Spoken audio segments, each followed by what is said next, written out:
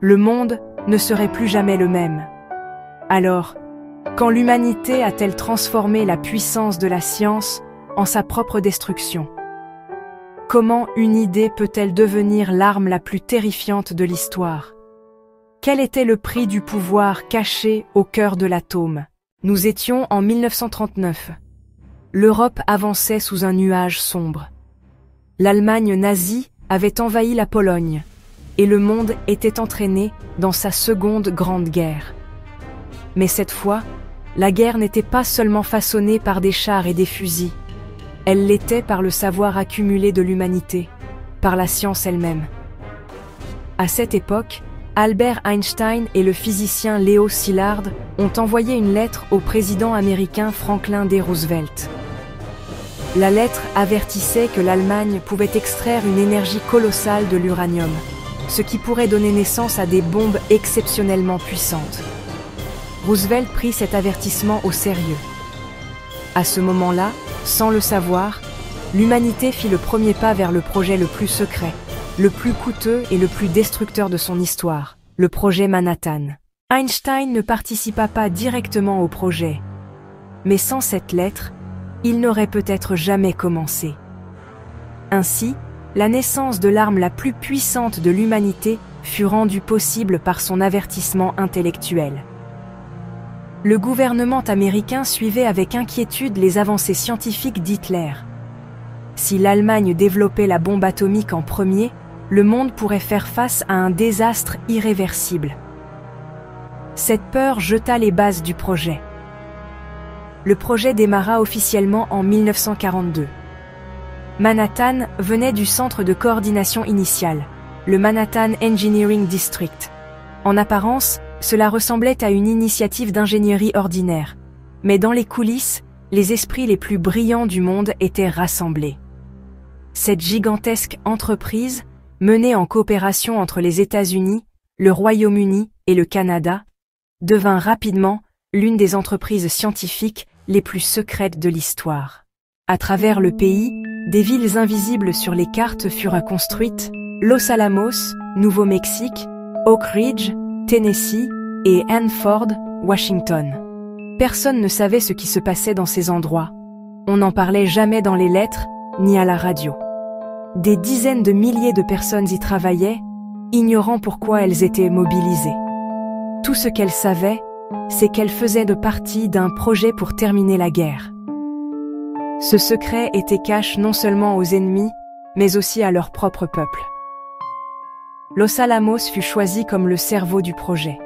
La mission était d'extraire l'énergie du noyau de l'atome et de la transformer en arme. Robert Oppenheimer, l'un des génies de la physique théorique, fut nommé à la tête du projet. Il devait alors lutter non seulement avec des équations, mais aussi avec la conscience humaine. Il travailla aux côtés de grands scientifiques tels qu'Enrico Fermi, Niels Bohr, Richard Feynman et Ernest Lawrence.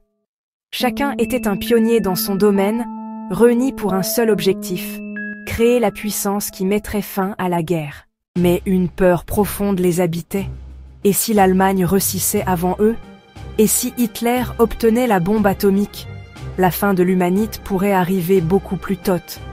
Certains historiens affirment que, si le projet Manhattan n'avait jamais commencé, la Seconde Guerre mondiale aurait duré plus longtemps, mais la bombe atomique n'aurait peut-être jamais existé. D'autres soutiennent que le projet a irréversiblement changé à la fois le cours de la guerre et l'histoire de l'humanité. Dans les laboratoires, le temps pressait.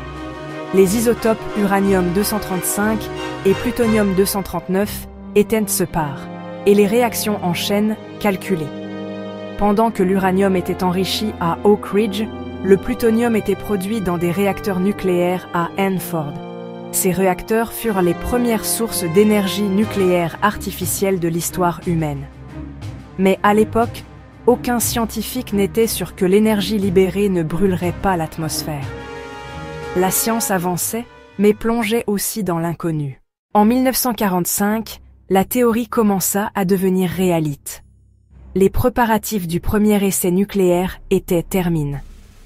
L'expérience, menée dans le désert du Nouveau-Mexique, fut connue sous le nom de Trinity Test. Au matin du 16 juillet 1945, l'aube surgit soudainement. Une lumière plus brillante que le soleil secoua la terre et le ciel. Tandis qu'Oppenheimer assistait à l'explosion, une seule phrase lui vint à l'esprit. « Je suis devenu la mort, le destructeur des mondes. » L'humanite avait réussi à fendre le cœur de l'atome. Mais à ce moment-là, l'obscurite naquit avec le triomphe de la science. Après l'expérience, de nombreux scientifiques furent emplis de peur. Car le succès ne se mesurait pas à ce que l'humanite avait accompli, mais à ce qui avait été de clenche. Certains proposèrent que cette arme soit simplement montrée comme un avertissement, mais le gouvernement, désireux de finir la guerre, ne le permit pas. La guerre en Europe était terminée, mais le Japon résistait toujours. Au lieu d'une longue guerre terrestre, le gouvernement américain décida d'utiliser la nouvelle arme. Oppenheimer et son équipe ne pouvaient pas prévoir les conséquences. La puissance de la bombe avait été calculée, mais ses effets étaient inimaginables. Le 6 août 1945, la bombe à uranium appelée Little Boy fut larguée sur Hiroshima. La ville fut détruite en quelques secondes. 3 jours plus tard, la bombe au plutonium Fat Man fut larguée sur Nagasaki. Avec ces 2 explosions, le Japon capitula. La Seconde Guerre mondiale prit fin, mais l'humanité fut contrainte de faire face à l'horreur d'une puissance qu'elle avait créée de ses propres mains. Les historiens débattent encore. La bombe atomique était-elle vraiment inévitable? Certains disent que la bombe accéléra la reddition du Japon et sauva des millions de vies de soldats. D'autres soutiennent qu'il s'agissait d'une démonstration de force, le vrai message étant envoyé à l'Union soviétique. Dans tous les cas, le résultat fut le même. L'homme possédait désormais une puissance divine. Le projet avait atteint son objectif, mais le prix était lourd. Plus de 130 000 personnes travaillèrent au projet, pour un coût dépassant les 2 milliards de dollars. Pourtant, le vrai coût était la vie de centaines de milliers de civils à Hiroshima et Nagasaki. Pour la première fois, la science devint l'instrument d'une telle destruction massive. Des années plus tard, Oppenheimer déclara « Les physiciens ont connu le péché. Ce fut leur péché. » Avec l'usage de la bombe atomique, le monde entra dans une nouvelle ère, la guerre froide. Après les États-Unis, l'Union soviétique développa la bombe atomique. Puis ce fut le tour du Royaume-Uni, de la France et de la Chine. La course aux armements nucléaires commença. Désormais, la guerre ne se livrait plus sur le champ de bataille, mais dans les laboratoires. L'héritage du projet Manhattan n'était pas seulement un exploit scientifique, mais aussi l'obligation pour l'humanité de vivre avec le danger qu'elle avait créé.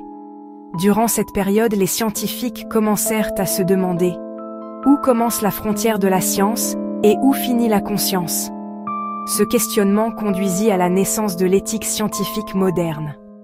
Ce n'était plus une question de « peut-on le faire ?» mais « doit-on le faire ?» Car fendre l'atome divisa non seulement la matière, mais aussi la conscience de l'humanité. Si le projet Manhattan n'avait jamais eu lieu, l'énergie nucléaire aurait pu être découverte beaucoup plus tard. La médecine, la technologie spatiale et la production d'énergie n'auraient ni peut-être jamais atteint leur niveau actuel. Mais peut-être que des millions de personnes n'auraient pas connu ces jours terribles. La science avançait, mais la peur grandissait avec elle. Le projet Manhattan reste l'un des plus grands tournants du XXe siècle. D'un côté, il a ouvert la voie aux centrales nucléaires modernes, aux technologies médicales de radiothérapie et à l'exploration spatiale. De l'autre, il a révélé le potentiel d'autodestruction de l'humanité. Les échos de ces explosions, résonnant dans les monuments silencieux d'Hiroshima, perdurent aujourd'hui comme un avertissement. La science porte autant son ombre que sa lumière. Et le projet Manhattan est gravé dans l'histoire humaine comme la plus frappante preuve de cette vérité. Quand l'atome fut fondu, ce n'est pas seulement la matière qui se brisa, c'est la croyance de l'humanité en ses propres limites.